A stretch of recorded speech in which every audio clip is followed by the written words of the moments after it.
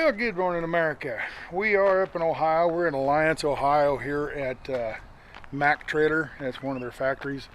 This is a bunch of used trailers back here. Well, what am I doing? Taking a walk. Called this. We got up here and delivered and called dispatch, and they says, "All right, we're still putting things together, trying to figure out, which to go here and what to go there." They said they got some loads right in this area going out, but they don't want to send it into a dead area, so they're looking for the second load, so put like two loads together kind of thing. So I thought, well, while I'm waiting around, I thought I'd take a little walk and tell you what I did the other day. I had tummy ache last night, and I went a couple days on a fast, and told you I'd talk a little bit more about this. I went a couple days on a fast, and then last night I thought, well, I'll go ahead and eat a little bit, not a whole bunch, just a little snack. And I ate some stuff, and it's the first time this has happened. In 3 months, this is the first time this has happened. I got a tummy ache in the middle of the night, woke me up. Oh, it was a bad tummy ache. Stanley wasn't happy. Yep. Catch myself in some wire. Oh, by the way, I'm taking a walk, and it's not in a beautiful city park.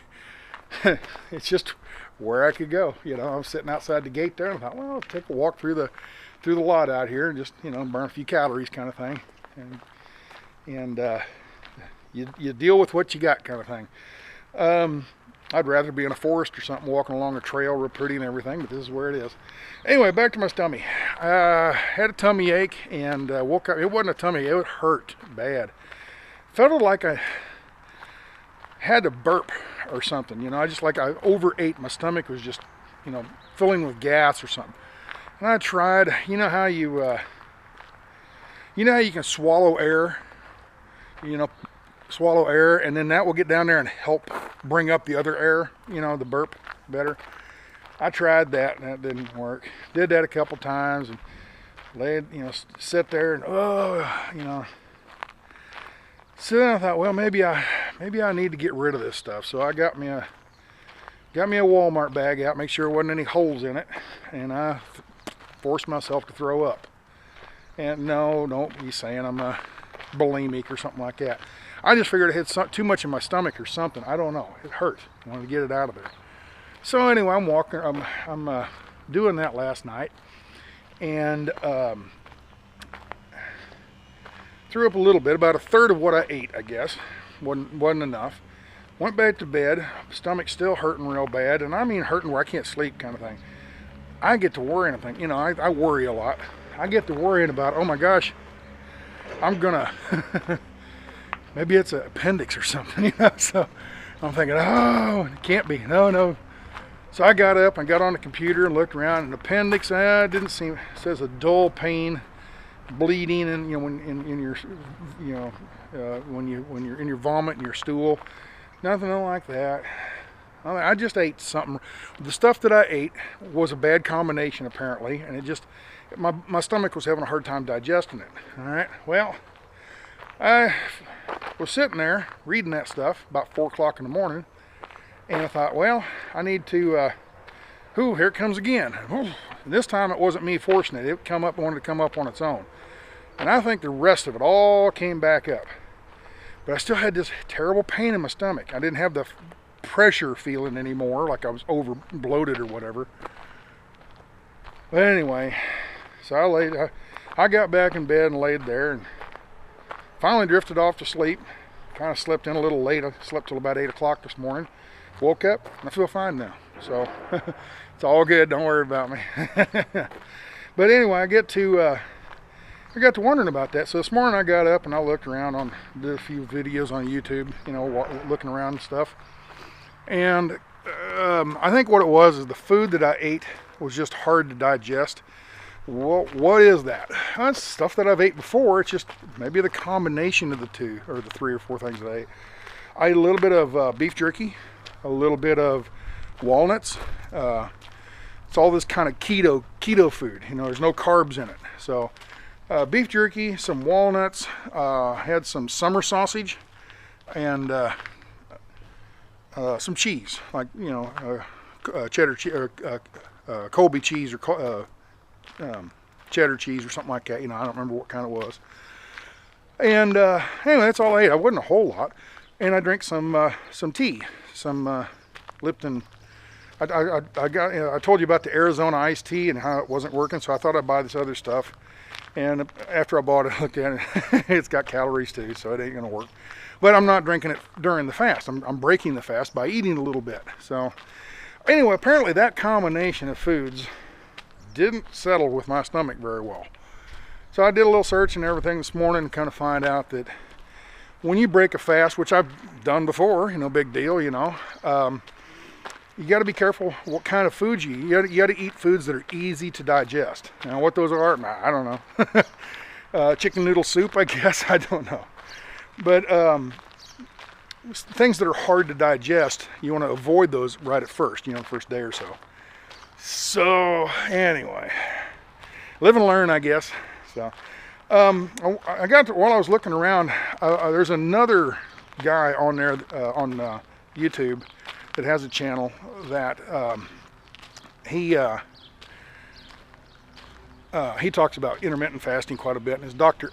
Berg, and he had a pretty good video here I watched this morning, and he talked about all the different positive things about intermittent fasting, how it can, you know, help your body, and some of the things I forgot to mention to you the other day. I'll just come up here to this flatbed and we'll stop and look. I took a screenshot of the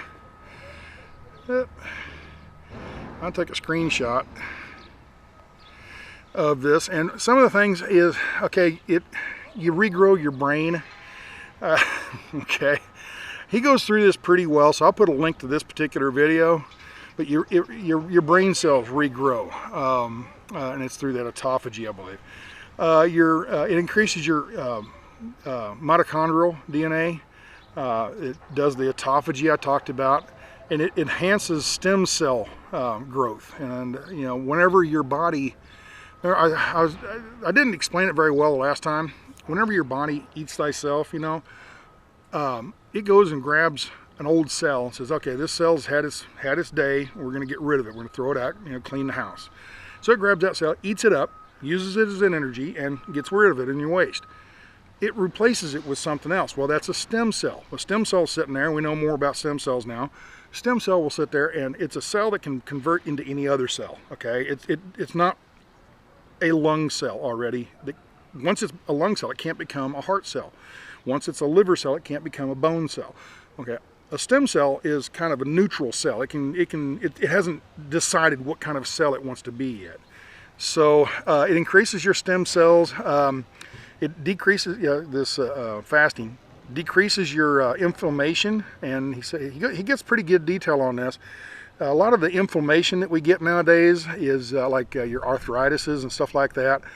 A lot of your health problems in your older age especially are created by inflammation.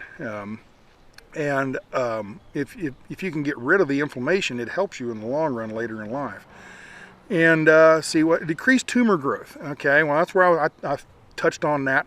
That goes into the cancer research and everything, but also just little things like if you have he mentioned, like if you have a boil on your back or something, your body's going to say, hey, we need food, why don't we just go ahead and take that right there, and your boil might disappear. So he goes through a pretty good list of all this stuff. I'll let you watch his channel, his video and everything to understand it better, because he's a doctor. I'm not. I'm just passing information for you.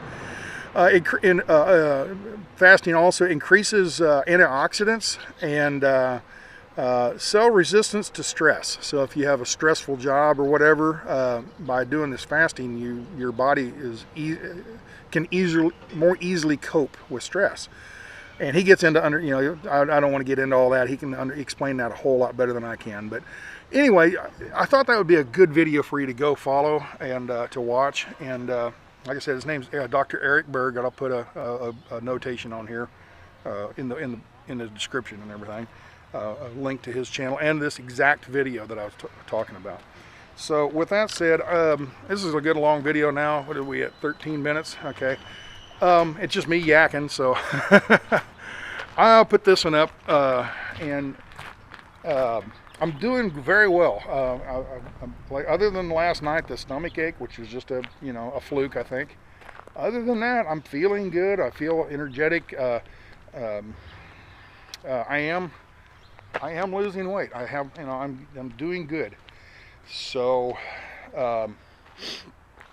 I suggest anybody that's overweight like I was or am still, look into it. I'm not saying it's the solution for you, but look into it. It might be. It was for me. And one of the things I touched on it in a previous video is you don't have to do anything. You don't have to do anything. Most diets, you have to calorie count, or you got to eat this special food, or you got to buy this food from that company. To learn more about the theories and everything on that, you ought to watch that. Like I said, Dr. Ken Berry. He gets into all the politics of it, so to say. How the food industry, I won't pick on any, but your cornflakes and stuff like that. It's cheap food. They can sell it to you, and then when you get sick, the doctors can sell you the medicines to get you better. And it's a revolving door kind of thing. I don't know how. I'm not very good at explaining that kind of stuff. He does a really good job on that, some of his videos. So, but like I said, the three main ones that I watch are Dr. Ken Berry, Thomas. Oh shoot, forgot his last name, DeLaure or something like that. And then Dr. Eric Berg. I've watched a lot of his stuff too. And there's another lady, I can't remember her name. I'll think of it here and I'll put it in the descriptions also. A link to all four of those doctors. There's 3 doctors and 1 nutritionist. Thomas DeLaure, he's a nutritionist, not a doctor. But he's muscle man. He's all built up, and in shape and all that. So, but anyway, I feel strongly about this because it's changing my life, So I want to pass it on. Ring the bell and say, hey, everybody, pay attention to this because it might be something good for you. So do your research. Like I said, I'm not a doctor, so do your research like I did and decide if you want to do it. And if you do, let me know how you're doing on it. I mean, this is an ongoing thing, kind of I would suppose the rest of my life. I might fall off the wagon. It's like an alcoholic or something. I might fall off the wagon and gain 30 or 40 pounds. Well, I can always go back to fasting and lose it back, Not that you want to go up and down on weight like that, but still.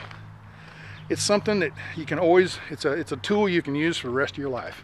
So, well, anyway, I'm going to walk back up to the truck and put the camera down. And I think I'm going to go for another longer walk waiting for dispatch. So, more vigorous, more of a vigorous walk. So, we'll see you on the road next time. So, ciao. Bye.